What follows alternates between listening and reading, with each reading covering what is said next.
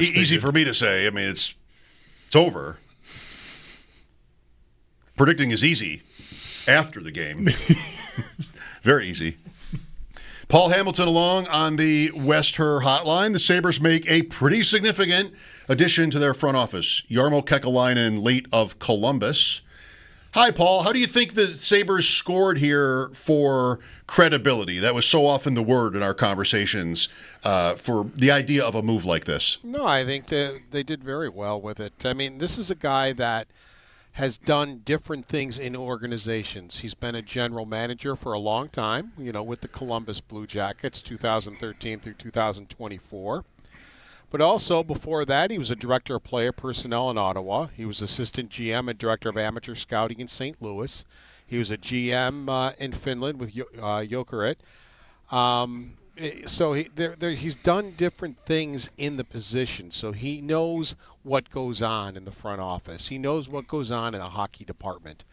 And I think, he does have credibility that way and, will be listened to, because that's one of the things Terry Pegula said is this just isn't going to be a hire, back when they started looking for it, that, the guy's around if you need him. It's this guy will be heard. This guy will be listened to. So, and he should be. The only thing I would say is, it's a little late. I mean, when you hire a general manager who's never been a general manager before, I think this might have been, now not with this man because he had a job at the time, right? But this might have been a good idea at that time to bring somebody in of this nature to be able to be with Kevin Adams right from the start, since he had never been a general manager in the NHL before.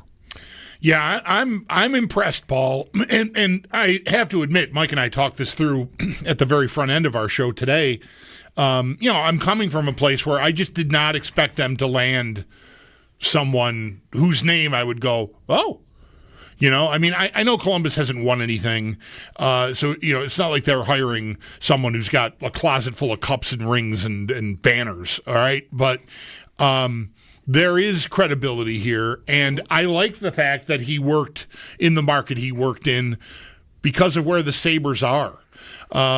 He had to deal with Columbus, and Columbus is not like a destination in the NHL, but he got Johnny Gaudreau to go there, and that's pretty amazing still that happened.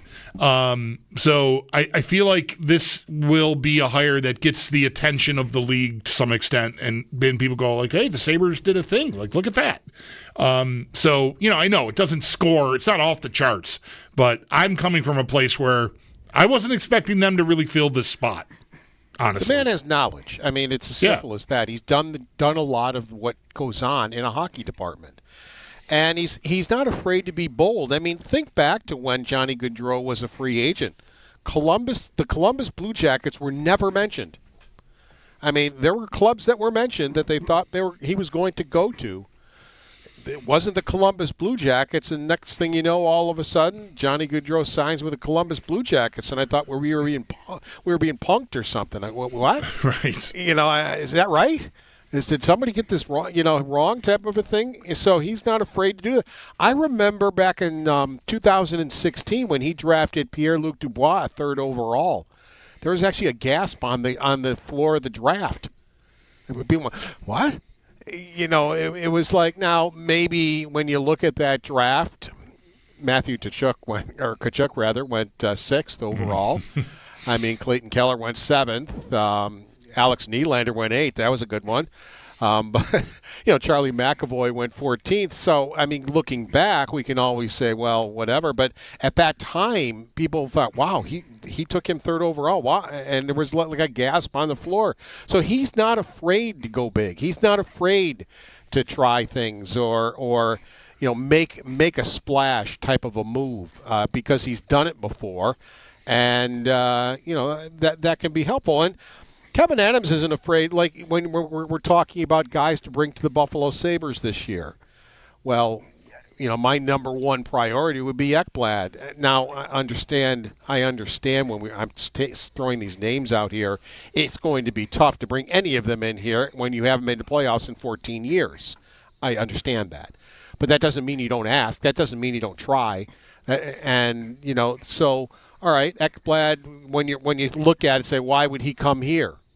I understand that conversation, but why wouldn't you call and find out? Why wouldn't you call and overpay that man? Because to me, when we're talking about a partner for Owen Power, right there, exactly what I've been talking about for how long.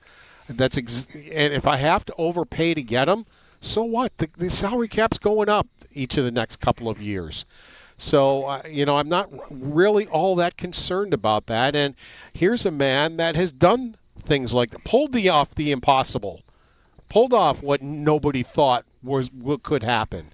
So, he can maybe help put together some type of an offer that would put the Sabres over the top when, when we're all thinking it's unlikely that it could ever happen type of a scenario. Well, you've said it all here, but I just wanted to continue it with like that particular trait or strategy from Kekalainen might be his biggest challenge or his biggest hurdle with the Sabres, because they can want what they want. We've been dealing with this forever about, making moves. Goes back, decades even with the franchise. Will he be able to spur them, Adams, into, some significant changes?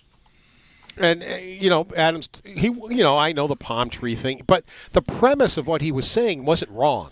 But it's just the basic premise should have been, you haven't made the playoffs in 14 years. Why would players come here? There's no reason to come here because, there's the other stuff I suppose is a little bit, but it's the main thing is you haven't made the playoffs in 14 years as an organization. Why would somebody want to come here? So, but my criticism has always been, I understand that's a problem. I understand that you need a trade partner. I understand all that, but it's still your job to get it done. I know it's hard, but at the end of the day, you have to be able to get it done if you're a good general manager.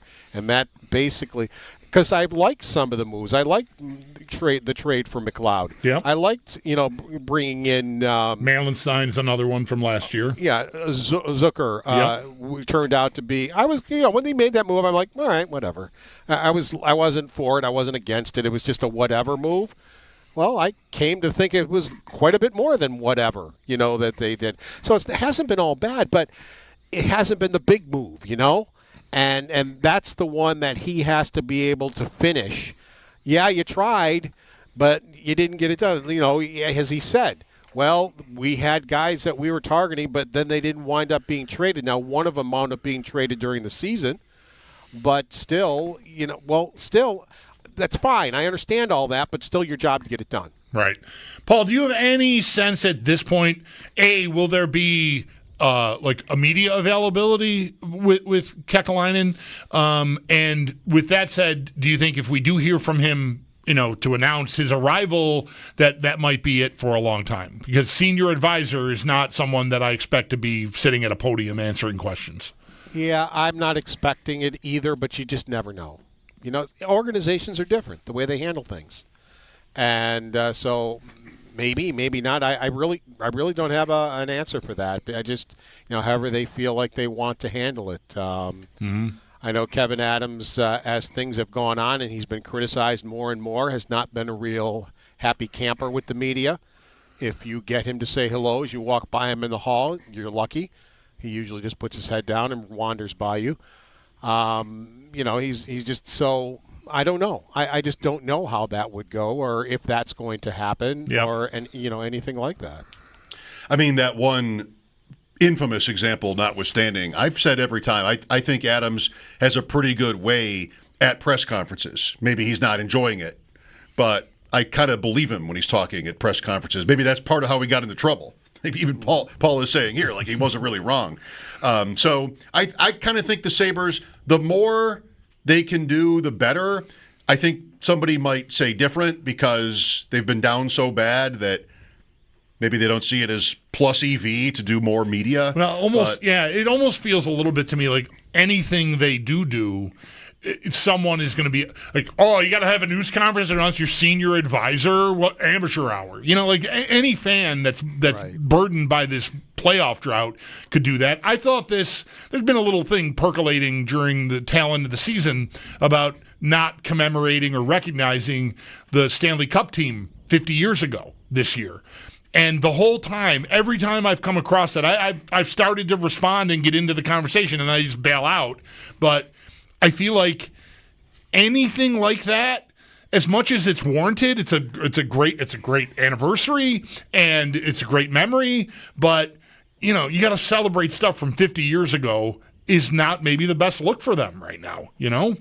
Yeah, and Kevin Adams' last 2 press conferences have been fine. They've been informative. He hasn't lost his cool or his temper. He's been cordial in answering questions, patient in answering questions.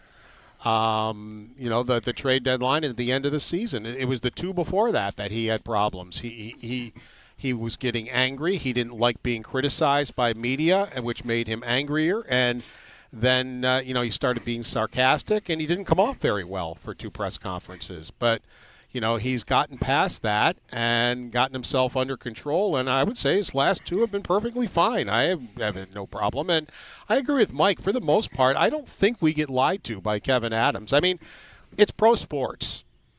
I understand we get lied to at some point. By everybody. Exactly. I get it. But for the most part, I don't think he stands up there and lies to us or whatever. Could I say he's never lied to us? Well, that's probably not true. As I said, this is pro sports. But I don't think he makes a habit of it. I think he comes up and says his piece, and if there's something he doesn't want to get into, then he just doesn't get into it. As was covered here quickly before you go, Paul, you don't make predictions. Edmonton-Dallas was the second NHL series ever to go 5 games or more, with every game decided by at least 3 goals. That's how that went. There were no close games on the scoreboard. I mean, Game 4 was 2-1 pretty late. Right. That's so how it went, though. Disappointed. I was hoping for so much more from that series. And, yeah, me too. But when the guy who looked like he was Wayne Gretzky for how long, all of a sudden started looking like he was Tyson Jost for the last 8 games, he was Dallas's best player. He was one of the reasons why Dallas had improved, because Edmonton has improved from last year. And I thought with him, Dallas had improved also. I was looking for a really great series, probably a 7-game series, and we just didn't get it. Edmonton-Vegas only turned out to be a 5-game series. Carolina-Washington only turned out to be a 5-game series when Washington had such a great regular season. Yeah. But, not that. But this Dallas-Edmonton series was just a really huge disappointment to me. Yeah, Edmonton, since they got blown out in Game 1 against LA in the first round, is like they have just beaten the doors off of everybody. They even beat Dallas. I thought they were the better team in Game 1, which they lost on those 3 power play goals in like 6 minutes, third period, and then Dallas ended up pulling away at the end. But they were the better team in that game too, up to that point. Yeah, for 40 minutes. They were. So I mean, they look. This final should be. I mean, I hope we don't get another version of Dallas Edmonton here, because this final looks like it should be fantastic here, Paul. Yeah, I hope so too. I mean, I can't tell you, or not even going to attempt to tell you who's going to win it, but I wouldn't be shocked if it went 7 games. Of course, I said the same thing with Dallas Edmonton, and it went 5. So, but I'm hoping it goes 7, and now here we sit. We don't get hockey till Wednesday. That I don't like that either. I mean, it's like, we've been having hockey all through the playoffs, and now we sit here, and I am really cranky, boys, because we have Yankees-Dodgers today, and I got to have Apple TV. Can you imagine me trying to figure out how to get Apple TV? All right, we got to go, Paul. Good luck with that. Good luck with that. Watch tomorrow's game. You can finish your show trying to explain that one to me. Paul, thanks. Enjoy your weekend nonetheless. Take care.